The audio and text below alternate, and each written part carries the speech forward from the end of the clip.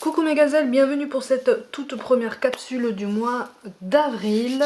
On va regarder de suite les énergies dominantes pour certains d'entre nous.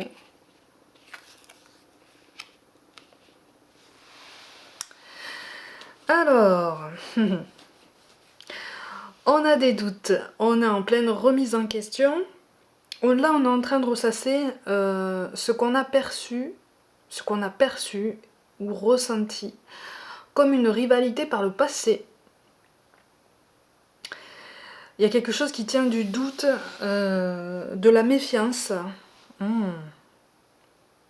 Mais c'est une rivalité qui a été perçue par le passé et avec quelqu'un avec qui, selon moi, on n'a plus de contact. Ou alors le dialogue est très très difficile avec cette personne. S'il n'est pas rompu, il est très difficile. Et c'est comme si on était en plein blackout, comme si on se disait, comme si on se demandait en fait si on avait vraiment perçu cette rivalité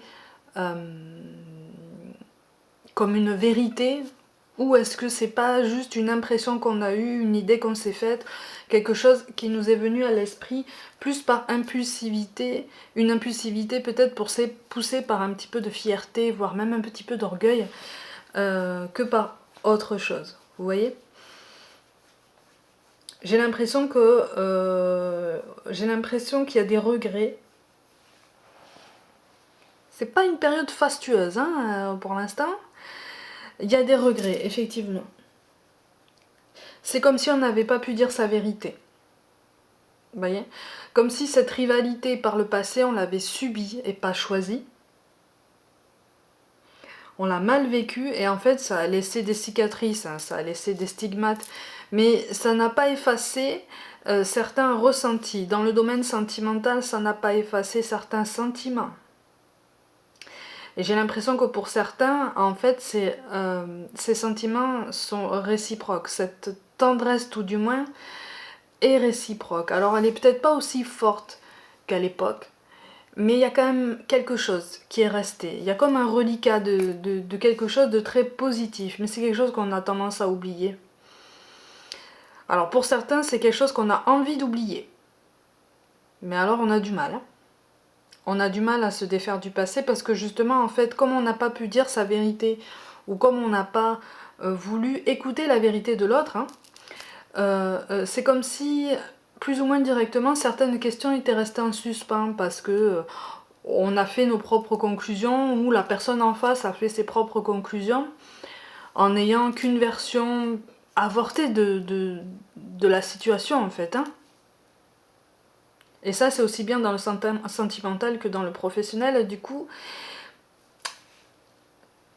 ça, des deux côtés ça a laissé des choses en suspens et au moins d'un côté on est dans le déni.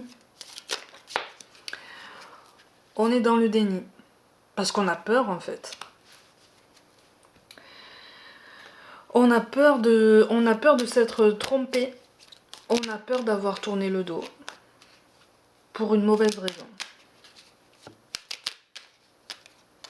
Et en fait, pour ceux qui sont dans le déni, là je vois plus un refus d'envisager des choses au conditionnel, vous voyez.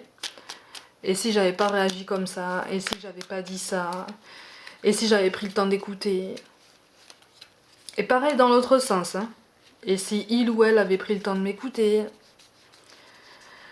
si il ou elle avait pris le temps d'écouter ma vérité, peut-être qu'il ou elle aurait compris. Et ça, c'est dans tous les domaines.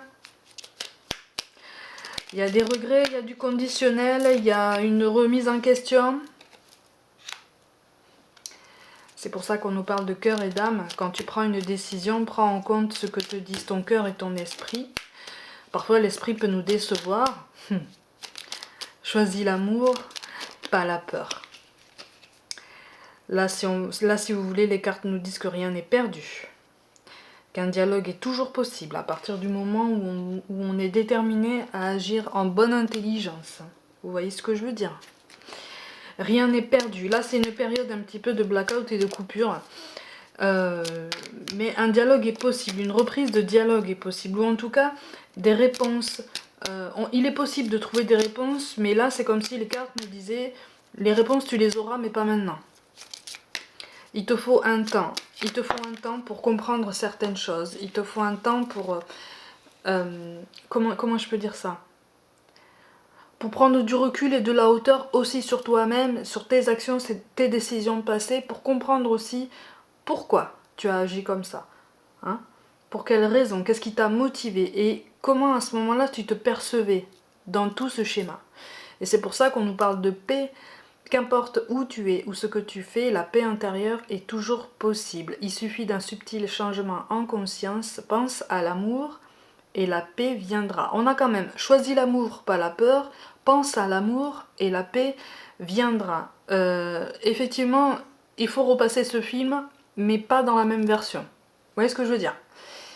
Là, c'est comme si on se repassait un film en noir et blanc, toujours dans le même sens.